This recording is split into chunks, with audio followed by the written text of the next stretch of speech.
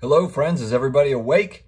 I just rolled out of bed. I grabbed some coffee. Let's talk about Nat Turner and what he had to say recently.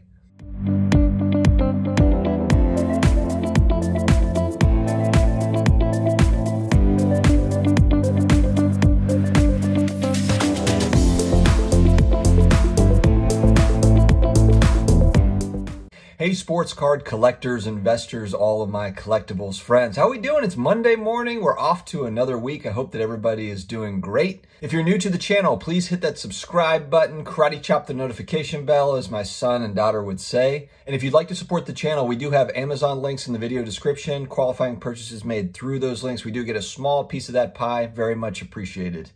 Okay, guys, there was a really good interview done recently by Sports Collectors Daily. I'm going to put a link in the video description, and it's with Nat Turner, the new owner of PSA Grading Company. For those that are involved in the hobby, you know of PSA. They are the largest grading company and the most popular, I would say, right now for grading companies in the hobby. And there was, again, a really good interview with him, shedding some light on some of the things he wants to do and some upcoming goals with PSA. One thing that he did say is they're in the single-digit millions as far as backlog. So I did hear there was a rumor that there was 10 million cards in the backlog at PSA, which is absolutely mind-boggling when you just think of, you know, what are population reports going to look like when all of those cards do come back. But he did say it's single-digit millions. So it might be 1 million, it might be 9 million, but it's not 10 million. So I guess that's good news, sort of. We've heard 5 million as a number thrown out there. Any number past like a million, I mean, even a million is a lot of cards, but if we're getting into multiple millions of cards, that's pretty wild. It's not surprising, but at the same time, that's a lot. It looks like the overall game plan involves new technology, more people, more space, which they had already really upgraded their space.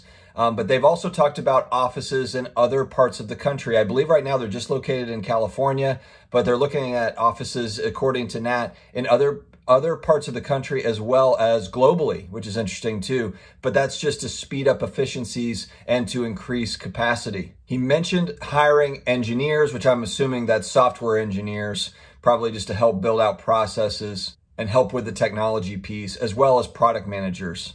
And the technology is to assist with efficiencies, but also to fight back against fraud is what it was mentioned to is, and it just makes sense. I mean, you have, you know, BGS having issues with the fake slabs. I don't think it's lost on PSA that something similar can happen to them. And so they're looking to kind of fight back against those fraudulent type activities because the brand is valuable. They just bought it for almost $1 billion.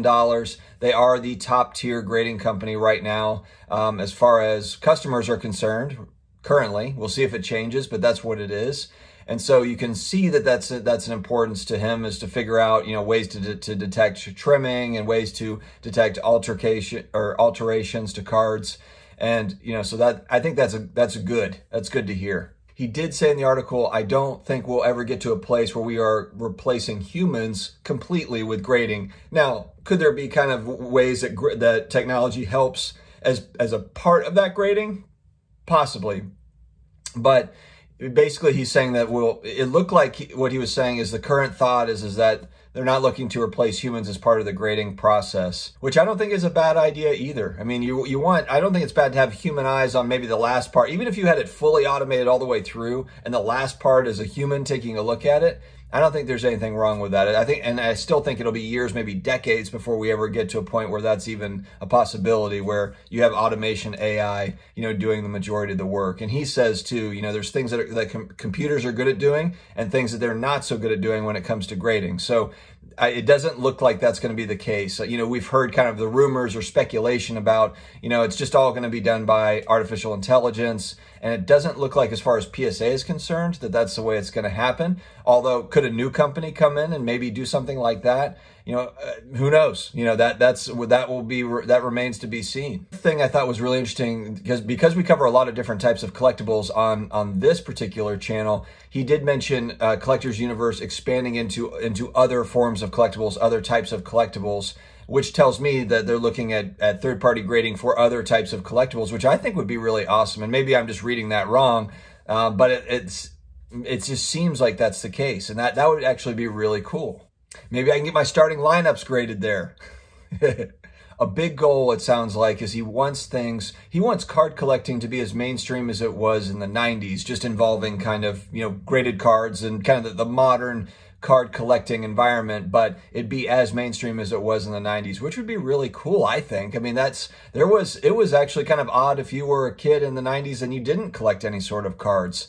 And so I think that's really interesting. We'll have to see how it goes and how PSA kind of pushes through this new venture. It'll be exciting to watch for sure. I like to end my videos kind of on a positive note to send you out into your day. Hopefully I get this video uploaded before we get into our day. It's pretty early where I am. But no matter how rough maybe today gets, if bad things happen, just push through, just get through, take it one day at a time, 1 hour at a time. That's what we have to do, I think. In today's kind of weird world times, you just have to take it 1 minute, 1 hour, 1 day at a time. Don't be too hard on yourself. Stay positive. Try to find a silver lining in stuff and try to find the good in people and just move forward. And that's how we, I think, have to operate. It's definitely a really odd time in the world.